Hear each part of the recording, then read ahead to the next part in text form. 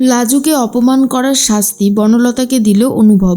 সম্পূর্ণ জানতে ভিডিওটিতে একটি লাইক করে দেখতে থাকো। গল্পের শুরুতেই দেখা যায় বনলতা লাজুর সম্পর্কে একটু অন্য কথা বলতে থাকে, যা শোনার পর ঠাম্মি তখন বলে, কি ব্যাপার বলো তো বনলতা? আমি জানি কালকের রাতটা তোমার জীবনে অনেক বড় একটা দিন ছিল, কিন্তু যেটা হয়েছে সেটা কিন্তু একদমই পরিকল্পনা মাফিক নয়। তুমি যদি ভেবে থাকো লাজু ইচ্ছে করে এসব করেছে, তাহলে কিন্তু ভুল ভাবছো। মেয়েটা কিন্তু সত্যি পড়ে গেছে। তখনই বনলতা বলে, ঠাম্মি তুমি কেন এসব বলছো বলো তো? তোমার হঠাৎ করে আবার কেন এটা মনে হলো যে আমি লাজুর ওপর রাগ করেছি বা লাজুকে খারাপ কথা বলছি?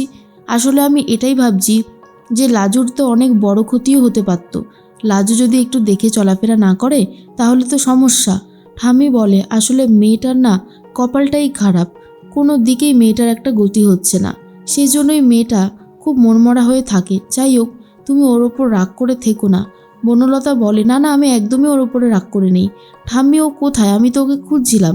ঠাম্মি তখন বলে, আমিও তো ওকে খুঁজছি, মেয়েটা যে কোথায় চলে গেল কে জানে। এর মধ্যেই বনলতা ভাবে, ঠাম্মি আমি তোমাকে কি করে বলে বোঝাই বলো তো? আসলে সেই মুহূর্তে দাঁড়িয়ে আমি অনুভবকে নিজের জীবনের চরমতম সত্যি কথাগুলো বলবো বলে ঠিক করেছিলাম। আর সেই মুহূর্তেই লাজু যে এইভাবে কাণ্ডটা ঘটালো, আমি জানি না এই কথাটা আর কখনোই বলতে পারবো কিনা। সেই জন্যই আমার লাজুর ওপরে এতটা রাগ। না হলে লাজুর ওপর রাগ করবার মতন কোনো কারণই ছিল না। লাজু মেয়েটাই এত ভালো। এর মধ্যেই লাজু ছাদে রয়েছে আর মনে মনে ভাবে, কেন আমার সাথে এরকম হচ্ছে? বনলতা দিদিও কি সুন্দর খিটকেলকে বিয়ে করে খিটকেলের বাড়িতে চলে এলো, কিন্তু আমার কোনো আর গতি হচ্ছে না। আমাকে তো আমার বর মেনেই নিতে পারছে না। কি করব বুঝতে পারছি না। এর মধ্যেই ঠাম্মি বলে, তুই এখানে? আমরা তোকে কোথাও না কোথায় খুঁজে বেড়াচ্ছি।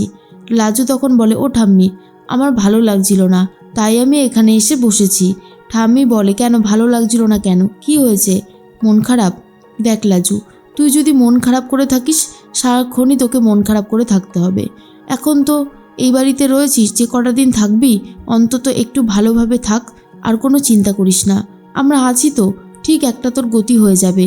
একটা কথা মনে রাখবি, আমি কিন্তু তোকে খুব ভালোবাসি, নিজের নাতনির মতোই, তাই তোর যাতে একটা হিললে হয় সেই চেষ্টা আমি করবই।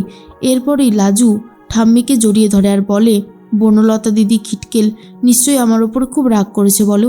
ঠাম্মি তখন বলে, না না, বনলতা তোর ওপরে রাগ করবে না। আমি বনলতাকে বলে দিয়েছি যে তুই ইচ্ছে করে এসব কিছু করিসনি।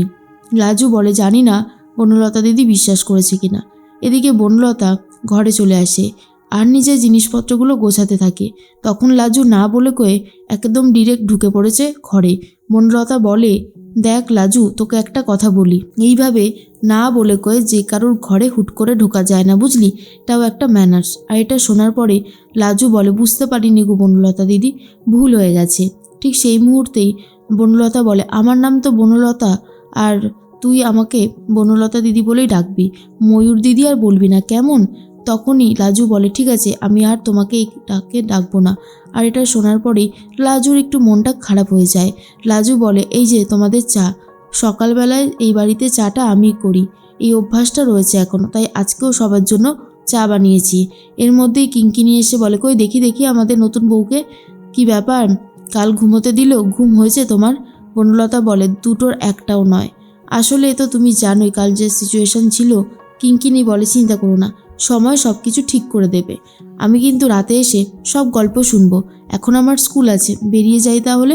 তখনই বনলতা বলে, তাড়াতাড়ি যেও আর সাবধানে ফিরে এসো। কিঙ্কিনি তো বেরিয়ে যায়। তার মধ্যে লাজু বলে, বৌদিদি তো চলে গেল, তুমি এক কাজ করো বনলতা দিদি, তুমি ফ্রেশ হয়ে এই চাটা খেয়ে নাও, নাহলে কিন্তু এরপর ঠান্ডা হয়ে যাবে। এরপরই লাজু চলে যাচ্ছিল। ঠিক সেই মুহূর্তে অনুভব বলে, দাঁড়াও, কোথায় যাচ্ছ? হ্যাঁ, তুমি কি নিজের যত্ন নিতে শুরু করেছো, নাকি আবারও নিজেকে অবহেলা করছো? শোনো লাজু, তুমি কিন্তু এইভাবে আর নিজেকে অবহেলা করো না, এরপরে কিন্তু তোমার শরীর আরও বেশি খারাপ হতে পারে। এর মধ্যেই লাজু মনে মনে ভাবে, আমি তো এর আগেও কত উপোস করেছি, কতদিন না খেয়ে থেকেছি, কই এরকম তো হয়নি। কি জানি, হয়তো মেঝেতে জল পড়া ছিল আর সেই জন্য পা পিছলে আমি পড়ে গেছি। এরপরই বনলতা বলে, হ্যাঁ রে লাজু, তুই কিন্তু আর কখনো এরকমভাবে চলাফেরা করিস না, তাহলে কিন্তু তোর আরও বড় ক্ষতি হতে পারে। আর এবারে নিজেকে একটু সামলা, কতদিন আর এইভাবে ছটপট করবি? তখনই অনুভব বলে, বনলতা, লাজুর যেরকমভাবে ইচ্ছে ও চলাফেরা করবে, তোমাকে এত বলতে হবে না। এরপর লাজু ঘর থেকে বেরিয়ে যায়। বনলতা বলে, তুমি লাজুর সামনে আমাকে এইভাবে অপমান করলে অনুভব। অনুভব বলে, যার যেটা প্রাপ্য, কি আর করবে বলো, আমার তো আর কিছু করার নেই। এরপরেই জিজ্ঞেস করে অনুভব যে তুমি ফ্রেশ হয়েছো, চাটা খেয়ে নাও, ঠান্ডা হয়ে যাবে তো। লাজু সকাল সকাল চাটা দিয়ে গেছে। বনলতা বলে, অষ্টমঙ্গলায় যাওয়ার জন্য মা আমাদেরকে ইনভাইট করেছে, তুমি যাবে তো? অনুভব তখন বলে, ইম্পসিবল। এক অষ্টমঙ্গলায় যাওয়ার জন্য আর কত ছুটি নেব? আগেরবার তো ছুটি নিয়েছিলাম, এবারে আর ছুটি ফুটি নিতে পারবো না। বনলতা বলে, কিন্তু অনুভব, মা যে অনেক আশা করে রয়েছে, আমার মনে হয় তোমার যাওয়াটা উচিত। কিন্তু কোনোভাবেই অনুভব যেতে চায় না আর বলে, আমার পক্ষে সম্ভব নয়, তুমি বরং একাই চলে যাও। বনলতা ভাবে কি করব, এইভাবে অনুভবকে কিছুতেই তো রাজি করানো যাচ্ছে না। লাজু চলে যায় রান্নাঘরে। সেখানে গিয়ে দেখে স্ত্রী মানে অনুভবের মা নিজের মতন ব্রেকফাস্ট বানাচ্ছে সবার জন্য। লাজু তখন বলে, ও কাকি, আমি একটু তোমাকে সাহায্য করে দিই। তখনই কাকি মানে স্ত্রী বলেন, না লাজু, আর সাহায্য করতে হবে না।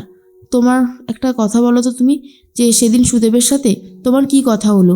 সুদেব তোমাকে কবে নিয়ে যাবে বলল? এরপরেই লাজু বলেছে তো খুব তাড়াতাড়ি ম্যানেজ করে নিয়ে যাবে, কিন্তু কবে নিয়ে যাবে সেই বিষয়ে বলেনি।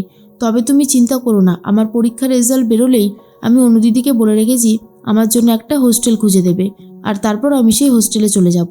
তখনই জেঠিমণি এসে বলে, আমাদের লাজু খুব বুঝতার মেয়ে আছে। লাজু, আমি জানি তুই খুব ভালো বুঝিস, তুই তো সব কিছু বুঝতে পারছিস বল। তাই যত তাড়াতাড়ি তুই এই বাড়ি থেকে বেরোবি তত তাড়াতাড়ি আমাদের সবার জন্য খুবই ভালো, না হলে আমরা অনেক বড় প্রবলেমের মধ্যে পড়ে যাব। আশা করছি আমি কি বলেছি তুই সেটা বুঝতে পেরেছিস। লাজু তখন বলে, হ্যাঁ সে তো বুঝতে পেরেছি। এরপর লাজু সবজি কাটতে থাকে যাতে খুব তাড়াতাড়ি স্ত্রী রান্নাগুলো করে ফেলতে পারে। অন্যদিকে জেঠিমণি স্ত্রীকে বলে, শোন, ওর সাথে না আমাদের অন্য রকমের ব্যবহার করতে হবে, নর্মাল ব্যবহার করলে কোনোভাবেই হবে না। স্ত্রী তখন বলে, কৃষ্ণ খুব ভালোভাবেই জানে ও কি করছে। লাজুকে দেখলেই ও কেমন একটা দুর্বল হয়ে যায়। আমার চোখে কি পড়েনি, সব কিছুই পড়েছে। কিন্তু লাজুকে আমি চাইছি যত তাড়াতাড়ি হোক এই বাড়ি থেকে বার করতে, যাতে ও আর বেশি কিছু করতে না পারে। জেঠিমণি বলে, কিচ্ছু করতে পারবে না, তুই ভাবিস না তো, আমরা তো আছি, আমরা ঠিক একটা ব্যবস্থা করে দেব। এর মধ্যেই লাজু তো চলে এসেছে ব্রেকফাস্ট নিয়ে। আর তখনই বনলতা বলে, তুই ব্রেকফাস্ট নিয়ে চলে এসেছিস? লাজু রীতিমতো বনলতার হয়ে কাজ করতে থাকে। বনলতার কি লাগবে কি লাগবে না সব কিছু লাজু দেখতে থাকে। হাই ফরমাস কাটতে শুরু করলে অনুভব তো প্রচুর রেগে যায় আর বলে, তোমার কি কোনো কাজবাজ নেই? লাজু এরপর আবারও কষ্ট পায় খিটকেলের কথায়। তখন অনুভব বাইরে বেরিয়ে যেতেই বনলতা বলে, শোন না লাজু, তুই তো জানিস তোর খিটকেলের কি পছন্দ আর কি অপছন্দ, বল না ও কেমন মেয়ে পছন্দ করে, তাহলে আমি ঠিক সেই রকমই হওয়ার চেষ্টা করব। এটা শোনার পর লাজুর অনেক বেশি খারাপ লাগে, কারণ লাজুও বুঝতে পারে সে অনুভবকে ভালোবেসেছে।